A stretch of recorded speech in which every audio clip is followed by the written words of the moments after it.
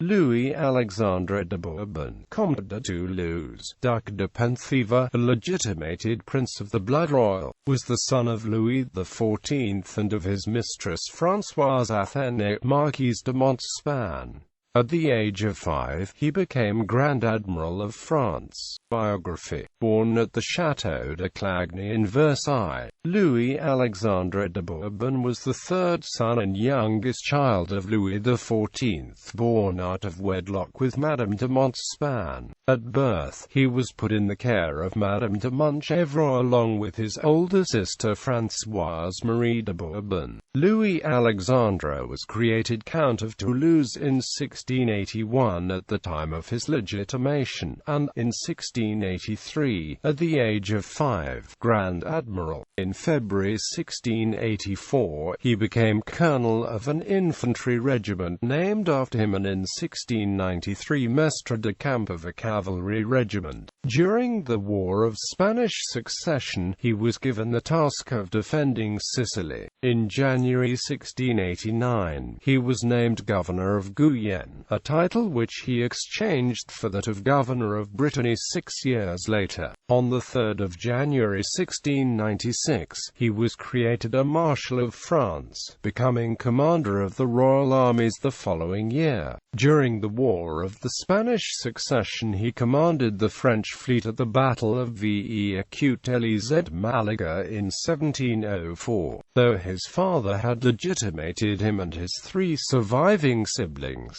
and even declared his 2 sons by Madame de Montespan fit to eventually succeed him to the throne of France, this was not to be, as immediately after Louis XIV's death the Parliament of Paris reversed the king's will. Unlike his brother, Louis Auguste, Duke of Maine, who was barred from the Regency Council, Toulouse was not kept from a political role, and soon after, he was named, inheriting a seasoned staff headed by Joseph Pellerin. He remained in this capacity until being succeeded by Joseph Fleuriot d'Armenonville in 1722, the same Fleuriot d'Armenonville who had sold him the castle of Rambouillet in 1706. The proposal of his marriage to Charlotte de Lorraine, Mademoiselle d'Armagnac, member of a cadet branch of the House of Guise, had met with the categorical refusal of Louis XIV. Marriage. On the 2nd of February 1723, the Comte de Toulouse married Marie Victoire de Noailles, a daughter of the Anjoules, Duc de Noailles, in a private ceremony in Paris.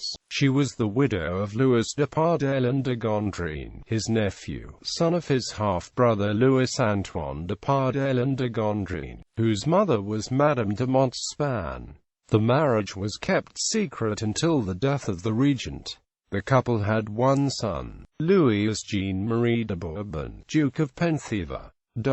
Court. He and his sisters tried to avoid the court and the intrigues of the brother, the Duc du Maine, and his wife, Louise Benedicte de Bourbon, the Duchess, at the Château de Sceaux. Shortly before his death in 1715, Louis XIV added a codicil to his will stating that if all legitimate members of the House of Bourbon, both those descended from Louis and more distant kinsmen, died out, the throne of France could be inherited by the Duc du Maine and the Comte de Toulouse. The decision was reversed after the death of Louis XIV, when Louis Alexandre's cousin, Philippe II, Duke of Orleans, as the new regent, had the Parlement de Paris void that portion of the will. The Comte de Toulouse died at the Château de Rambouillet on the 1st of December 1737.